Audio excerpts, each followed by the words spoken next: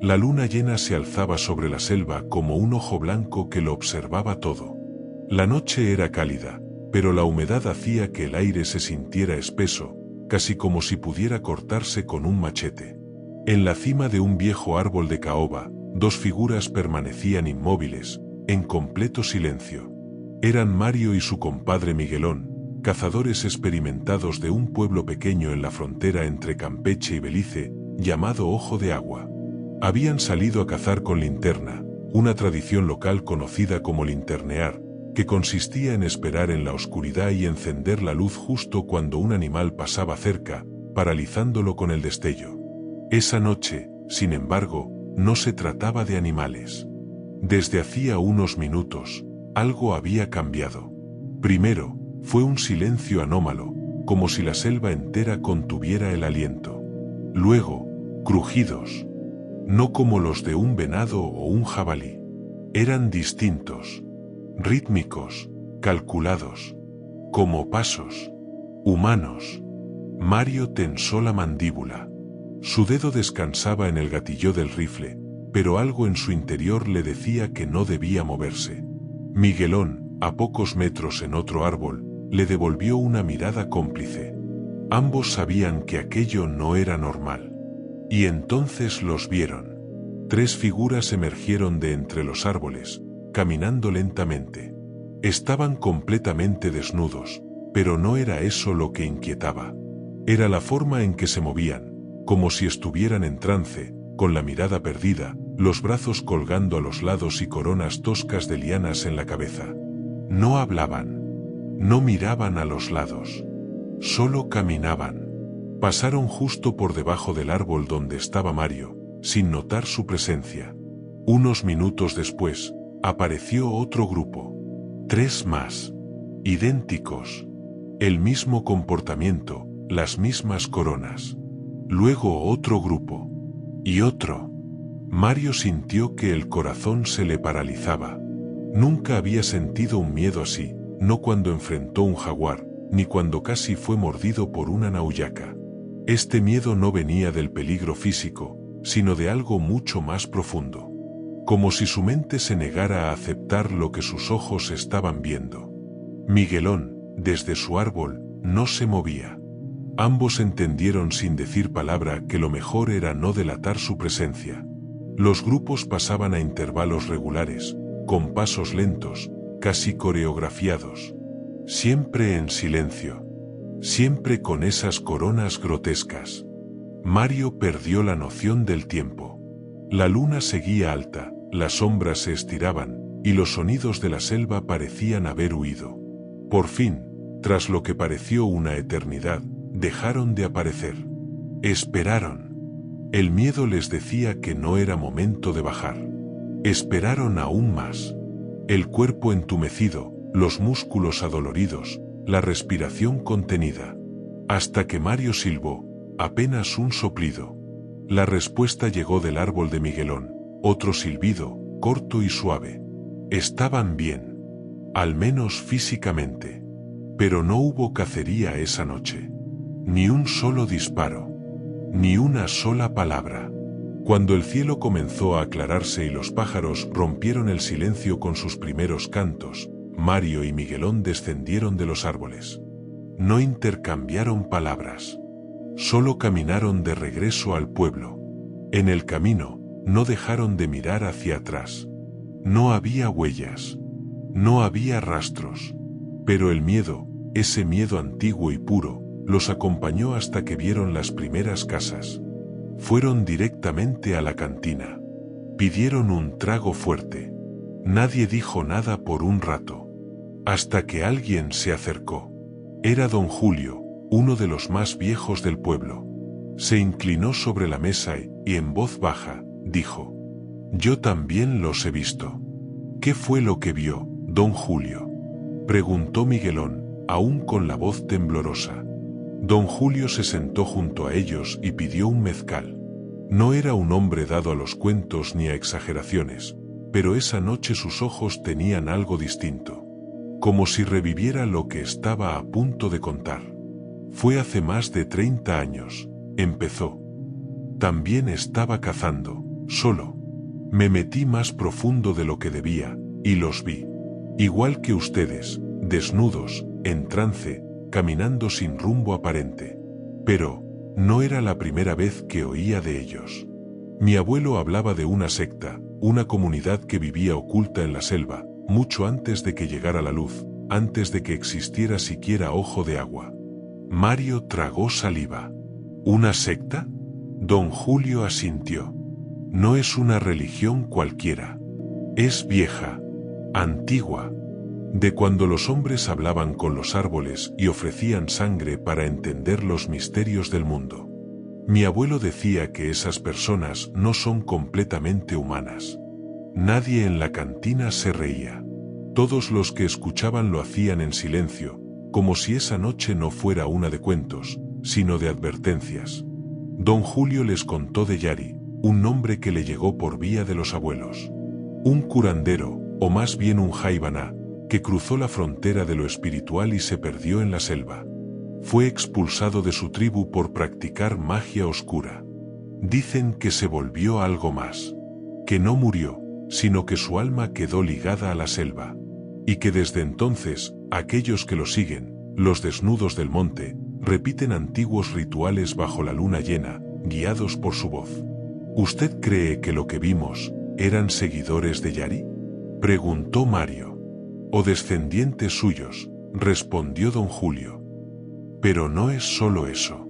Hay algo más. Algo que protege ese territorio. Un espíritu antiguo.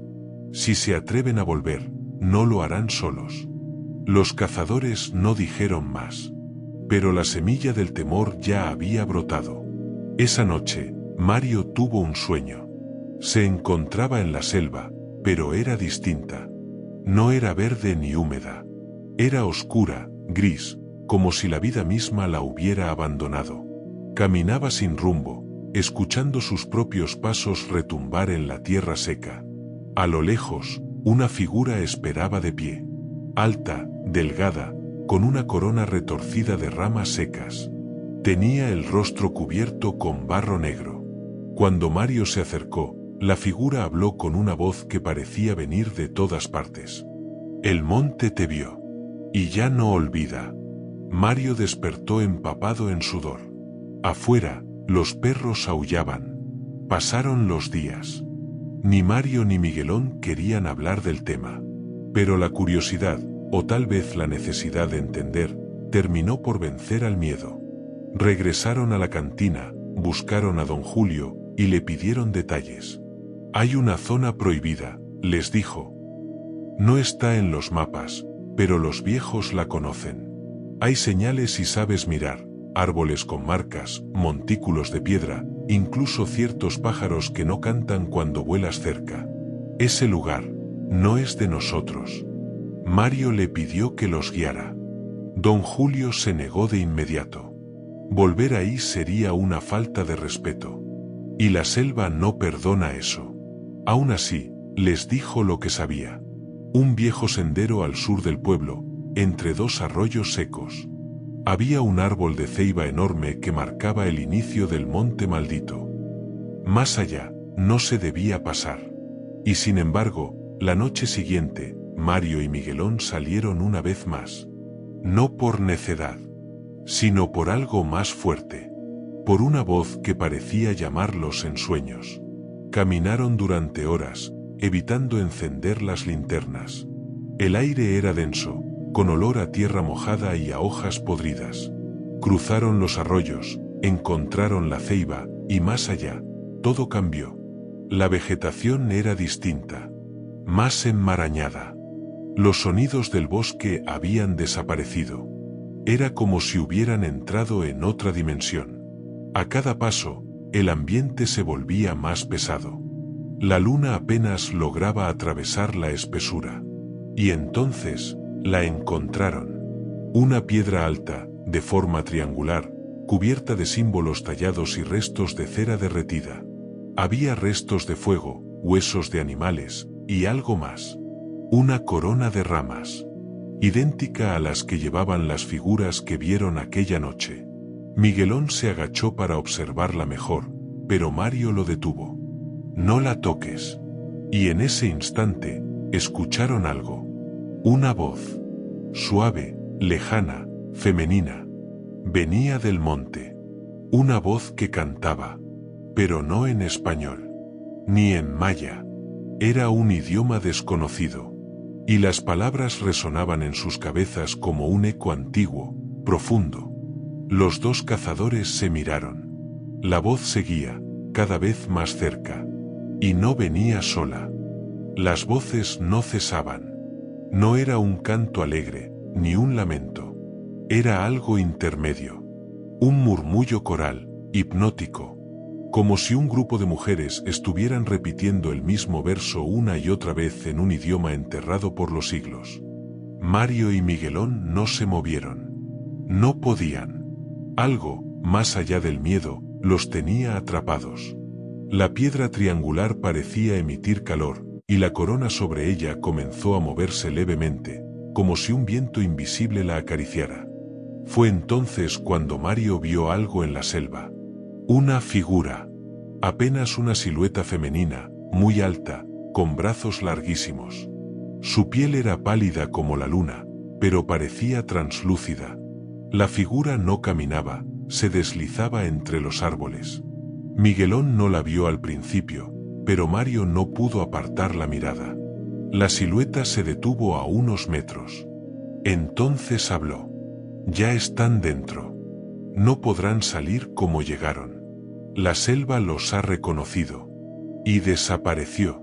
Ambos hombres se giraron para salir corriendo, pero el monte ya no era el mismo. Los árboles habían cambiado. El sendero por el que habían llegado, simplemente, no estaba. Y el canto seguía. Avanzaron a ciegas, empujando ramas, tropezando con raíces. No sabían si iban en círculos o si se alejaban más del pueblo. El canto se alejaba, pero la atmósfera no dejaba de apretarles el pecho. Durante lo que pareció una eternidad, caminaron sin rumbo, hasta que el bosque se abrió. Frente a ellos, entre árboles delgados y retorcidos, se alzaba una pequeña construcción de piedra, semienterrada, cubierta de enredaderas. Una especie de altar o entrada. En sus muros estaban los mismos símbolos que vieron en la piedra triangular. Miguelón quiso rodearla, pero Mario se adelantó. En la parte baja de la construcción, como una cueva, había un hueco. Dentro, una escalinata de piedra descendía a la oscuridad. No pienso bajar, dijo Miguelón. No vinimos a esto. Pero la voz volvió. Más clara. Más cerca. Uno de ustedes lo lleva en la sangre. Miguelón retrocedió. Mario, en cambio, sintió algo extraño. Una familiaridad, como si aquel lugar le perteneciera. ¿Y si es cierto? Murmuró. ¿Qué? ¿Y si esto tiene que ver con mi abuelo? ¿Con mis sueños? Miguelón negó con la cabeza. No es tiempo para eso. Tenemos que salir. Ya. Pero ya era tarde. Desde dentro del hueco empezaron a emerger figuras. Primero una. Luego otra. Luego 5. Todas con los rostros cubiertos por barro. Todas caminaban en sincronía. Sin hablar. Detrás de ellas, una figura más grande apareció. Llevaba una capa de hojas secas y una corona más alta que las demás. Cuando habló, su voz fue distinta a la de antes. Era masculina, grave, como si viniera desde dentro de la tierra misma. El ciclo ha comenzado. El que heredó el linaje debe decidir. Entrar o arrastrar consigo la oscuridad. Mario no entendía. Miguelón lo jaló del brazo. Vámonos. Ahora. Y entonces, todo cambió. Despertaron a la mañana siguiente, tirados en la entrada del pueblo. No recordaban cómo habían salido. Sus ropas estaban cubiertas de tierra y marcas de ramas, pero no tenían heridas. Solo una sensación de frío profundo. Miguelón no volvió a hablar del tema. Mario, en cambio, no podía dormir. Cada noche, la misma voz le repetía la misma frase. Uno de ustedes lo lleva en la sangre. Empezó a investigar. Preguntó a su madre, a sus tías, a los abuelos del pueblo. Nadie sabía nada. Hasta que, por casualidad, encontró una carta vieja entre los papeles de su difunto padre. Era de su bisabuela. Y hablaba de un hombre que desapareció en la selva. Un hombre llamado Yari. Mario ya no era el mismo. Desde aquella noche en la selva, su mente no podía descansar. Ni durante el día, ni cuando cerraba los ojos para intentar dormir. Veía rostros en la oscuridad. Escuchaba susurros en el viento. Y cada vez que miraba su reflejo, sentía que sus ojos no eran solo suyos. Estaba obsesionado con el nombre de Yari. Durante semanas, recorrió cada rincón de Ojo de Agua. Habló con los más viejos del pueblo, buscó entre archivos, escuchó rumores que nadie se atrevía a contar en voz alta. Finalmente, un hombre lo llevó hasta la comunidad de Veracatí, una antigua tribu ya casi olvidada, ubicada varias horas monte adentro. Fue ahí donde conoció a la última mujer que recordaba a Yari. Una anciana ciega, de rostro sereno, que al oír el nombre simplemente murmuró: «Tu sangre lo llama. Tu sombra ya no te pertenece». Ella le contó fragmentos de una historia que parecía sacada de una pesadilla. Yari fue un chamán que perdió el equilibrio entre la luz y la oscuridad. Un sanador que, en su obsesión por entender la muerte, cruzó límites prohibidos. Practicó rituales ancestrales, primero con animales, luego con personas. Cuando lo descubrieron, fue expulsado, pero no murió. La leyenda decía que Yari no quería trascender. Quería heredar. Transmitir su poder a través de la sangre. Solo faltaba el descendiente adecuado. Mario sintió un escalofrío al escuchar las últimas palabras de la anciana. «Tú eres el puente». De regreso en Ojo de Agua, la realidad comenzó a desmoronarse. Mario empezó a sufrir parálisis del sueño. Despertaba sin poder moverse, sintiendo una presencia junto a él, observándolo. Una figura oscura, alta, siempre de pie al pie de la cama. No hablaba. Solo lo miraba, noche tras noche. Miguelón, por su parte, comenzó a enfermar. Se aisló. Decía que sentía algo en su interior, como si la selva lo hubiera marcado. Tenía pesadillas constantes. Alucinaciones. Aseguraba ver a los encapuchados detrás de cada árbol, incluso en el centro del pueblo. Y entonces ocurrió algo que los terminó de quebrar. Un niño del pueblo desapareció. Fue visto por última vez jugando cerca del monte. Nadie sabía cómo había llegado tan lejos. Su cuerpo nunca fue encontrado, pero varios vecinos aseguraron haber escuchado esa misma noche un canto en la distancia. El mismo canto que Mario había escuchado cerca del altar. El pueblo se dividió. Algunos culpaban a los narcos. Otros, a animales salvajes. Pero los más viejos comenzaron a murmurar que Yari había vuelto. Que su sombra se movía otra vez entre los árboles. Una noche, incapaz de soportar más, Mario decidió regresar al lugar del altar. Esta vez, solo. Llevaba consigo una linterna, agua, una cuerda y una pequeña figura de barro que la anciana de Veracatí le entregó, una protección, según ella, hecha con cenizas del linaje. El camino le pareció más corto esta vez, como si la selva lo guiara.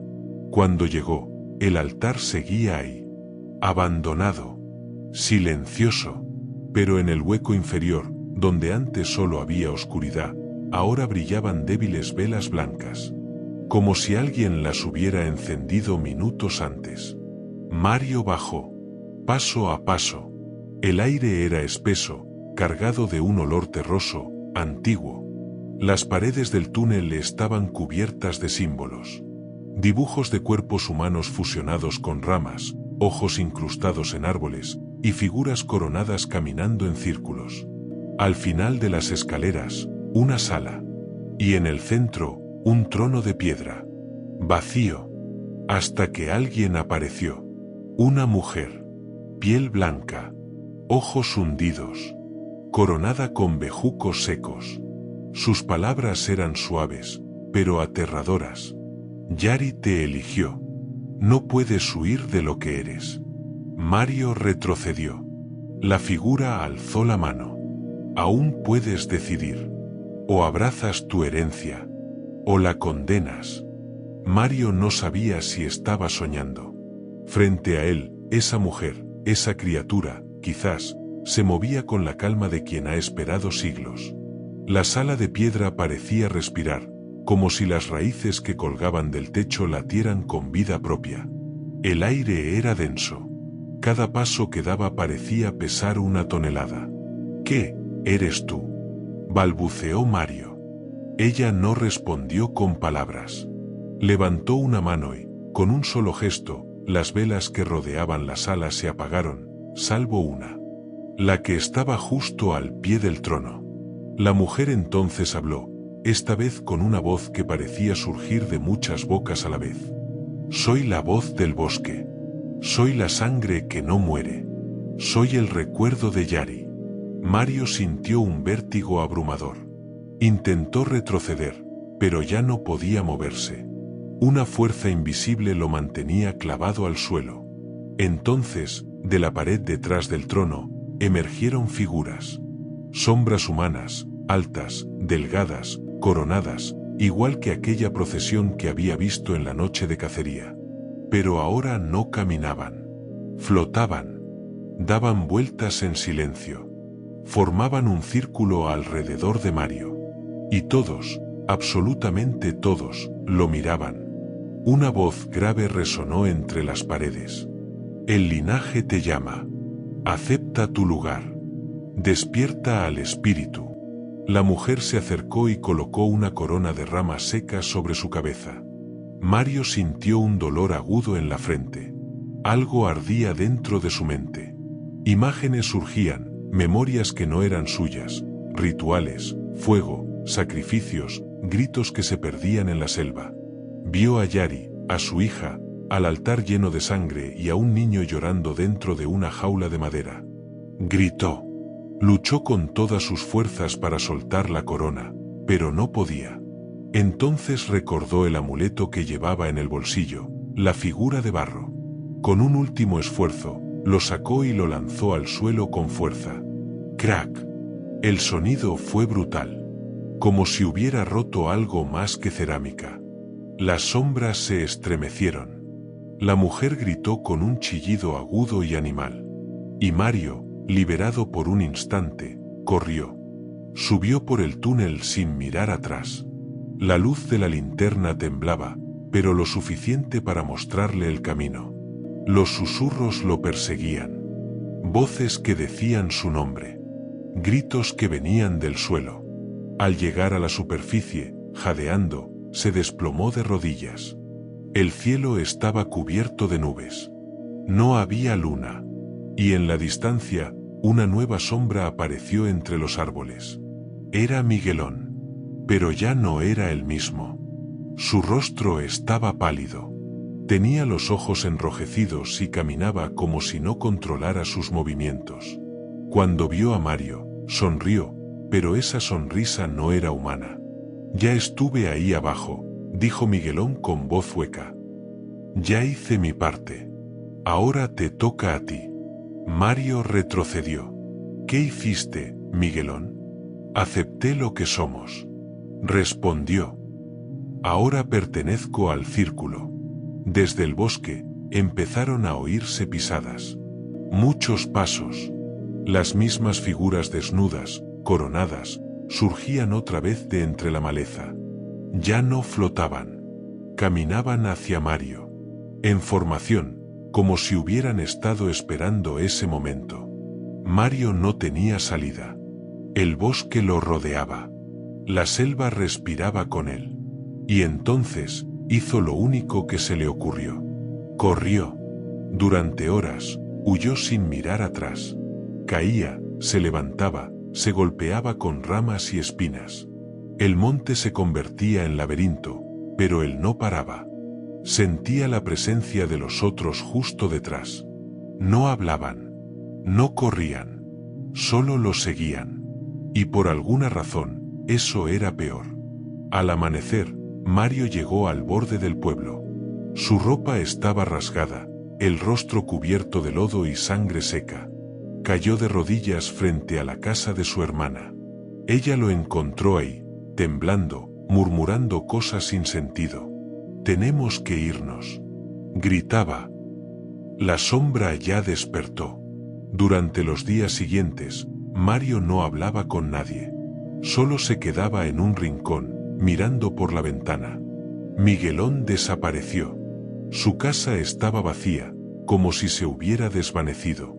Varios vecinos comenzaron a reportar luces extrañas en el monte, cantos lejanos y figuras que caminaban en la noche. Los cazadores dejaron de salir. El pueblo cayó en un silencio tenso. Y una noche, justo antes de dormir, Mario escuchó la voz de la anciana de Veracatí en su mente. «El pacto aún no se ha roto. Debes elegir. O llevas la sombra contigo, o la entierras para siempre». El pueblo parecía estar en pausa. Nadie salía después del anochecer. Los niños ya no jugaban en las calles. Incluso los perros, que solían ladrar sin descanso, ahora se escondían debajo de las casas cuando caía la noche. Y Mario ya no dormía. Pasaba las noches despierto, mirando al monte desde su ventana, con los ojos rojos de insomnio y una escopeta cargada en las piernas. Nadie le creía, pero todos sentían que algo andaba mal. Las figuras seguían apareciendo. Algunas noches, se escuchaban cantos apenas audibles. Cantos sin palabras. Rítmicos. Antiguos. Y la sombra de Miguelón regresaba. A veces parado frente a su puerta. A veces caminando lentamente alrededor de la casa. Nunca tocaba. Nunca hablaba. Solo observaba. Una madrugada, Mario recibió una visita inesperada. Era la anciana de Veracatí. Aquella mujer a quien solo había visto una vez en su niñez, cuando su abuela aún vivía. «Te lo advertí», le dijo sin rodeos al entrar. «Dijiste que no te acercarías al monte. Pero Yari ya despertó». Mario no supo qué decir. Se sentó frente a ella. La mujer sacó de su bolso una pequeña caja de madera. Al abrirla, reveló una daga de piedra negra y un puñado de tierra envuelta en tela. «Hay cosas que no se matan. Solo se sellan. Y lo que llevas dentro, Mario, no es solo miedo. Es herencia». Él comprendió al instante. «Yo también». «Sí, tú también tienes su sangre. Y ahora él quiere volver a vivir a través de ti». La anciana le explicó lo que debía hacer.